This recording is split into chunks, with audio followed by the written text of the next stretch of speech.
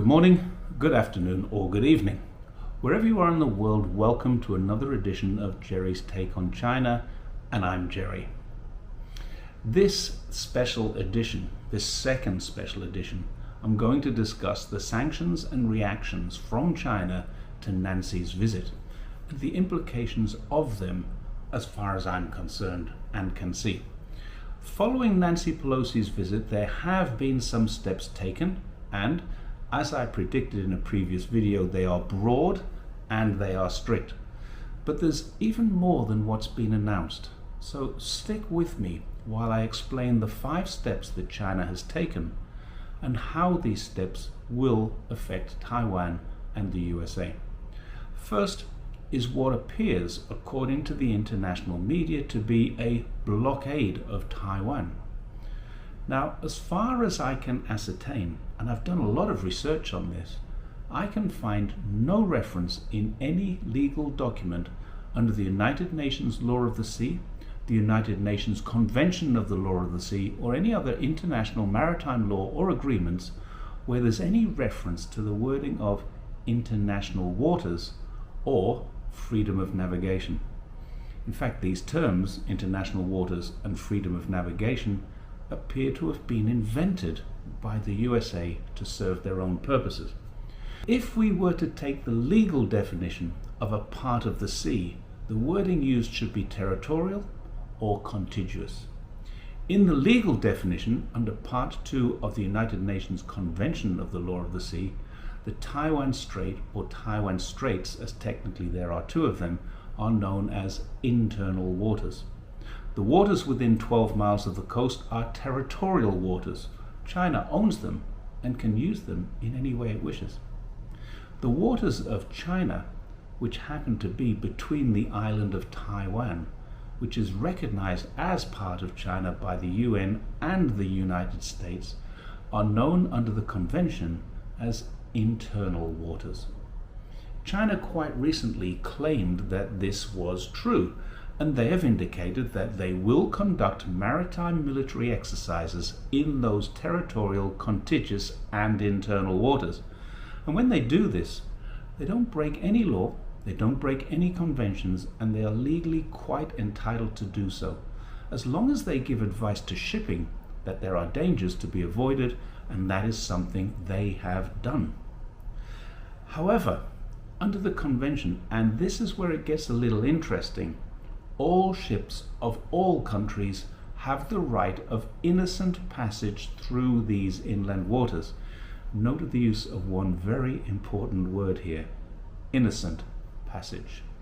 Can what the USA and their military allies do by passing through the military fleets through these waters be considered by any reasonable person to be innocent? And it's here that we have the first point at which the Chinese and the Americans can legally have a dispute, and this is why courts exist, to establish which interpretation is correct. However, there are 2 problems for the United States. If it wants to win in an international court, they must first join it, and they won't. If you want to know the reasons why they won't, these are many and varied, and they can be found on a link that I've provided below. But effectively, all the good reasons for protecting the seabed, limiting danger to others, protecting undersea cables, would interfere with how the USA manages its own interests. And the USA doesn't really care much about other interests. One of the really strangest reasons given by the US is that UNCLOS won't help resolve disputes in the South China Sea. Now, the other problem, I said there were 2 of them, is that under legal terms there's no such thing as freedom of navigation or international waters. These are US constructs to meet their own requirements, and they fall under what they call rule of law, which has no basis in international law. So China and the US can argue in a court who has the right to passage through these waters and whether their intent is innocent or not, but it's very unlikely that the US would win. And when China did win, it's very unlikely that the US would care. They would just defy any order given as not applicable to them because they're not signatories to it. The ramifications of these military exercises are such that they are effectively blockading the region, so Taiwan is embargoed. And this is something the US is very experienced at doing. Now, the US can't or won't come to help them. China, by doing this, is clearly pointing to Taiwan and saying, look, your friends have promised to protect you, but they can't. We, on the other hand, are clearly demonstrating here that we can. I suspect China would like the people of Taiwan to understand this and will probably be pushing the PR companies they obviously employ to get this message out to the citizens of Taiwan.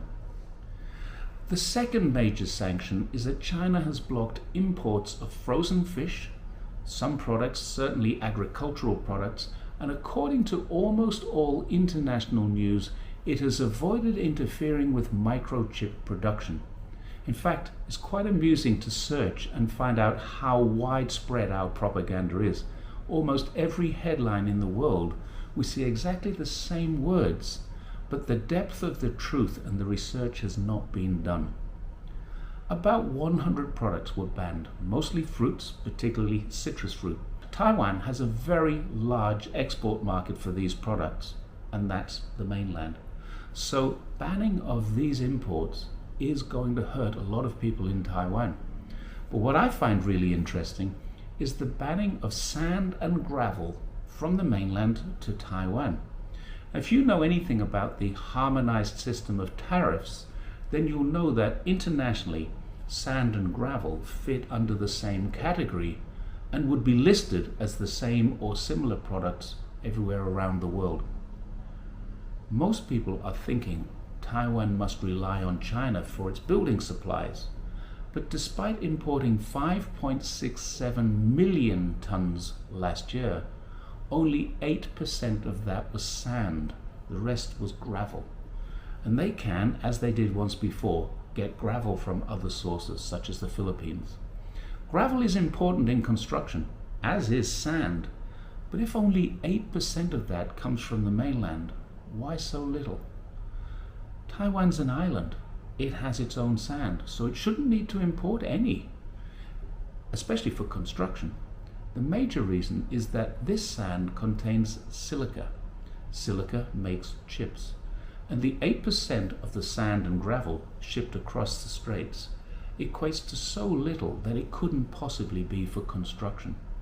It fits under the same part of the harmonized tariff system code, but it's so little it doesn't look like it's being used for building. This is a special kind of sand used for chip production. At least that's the theory here in China. If it isn't, then Taiwan only needs to find a new source for a very small construction material, and it can do that very easily. But these countermeasures are aimed to hurt, and the loss of a small amount of construction material wouldn't hurt at all.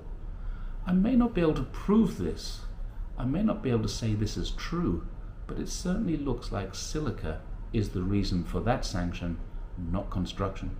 So let's see, in the short term, if the amount of chips coming out of Taiwan starts to decline as their stores of silica dry up and suppliers of this can't be found easily.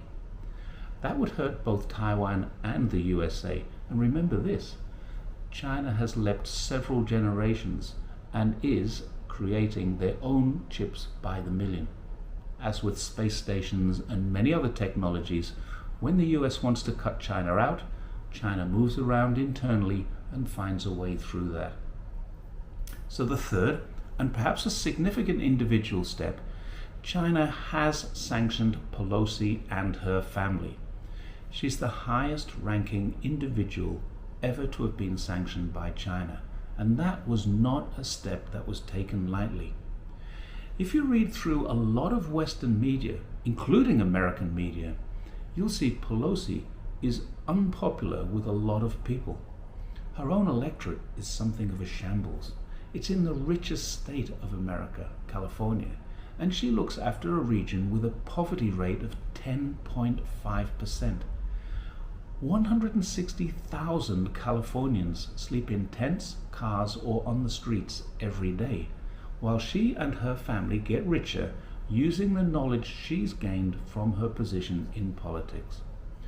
Her family seem to be very heavily invested in China, although it's almost impossible for an amateur like myself to find detailed information without access to all kinds of paid lists. But there are reports that her husband made up to $1 million just on his investments. Google searches confirm the reports, but they don't confirm the investments or the amounts. Whatever it is, it's no longer theirs. They can no longer enter China, no longer do business in China, no longer own any assets in China, or work with any company that has business with China. The implications of this are enormous. Apart from the obvious loss of her family investments inside mainland China, as potentially millions of shares could be seized, there's the difficulty of any company which supports her or funds her, donates to her political campaigns. And remember, all of these documents are transparent, and China has either seen or can easily see them. Each of those individuals and their companies will no longer be able to do business in China unless they sever ties with her and her family interest. So this video has covered the sanctions and how they will apply and who they affect. In the next video, I'm going to discuss two other aspects. One thing is something the entire world seems to be missing. I don't think I'm the only person who's seen this, but it's the biggest and perhaps boldest move that China has ever taken.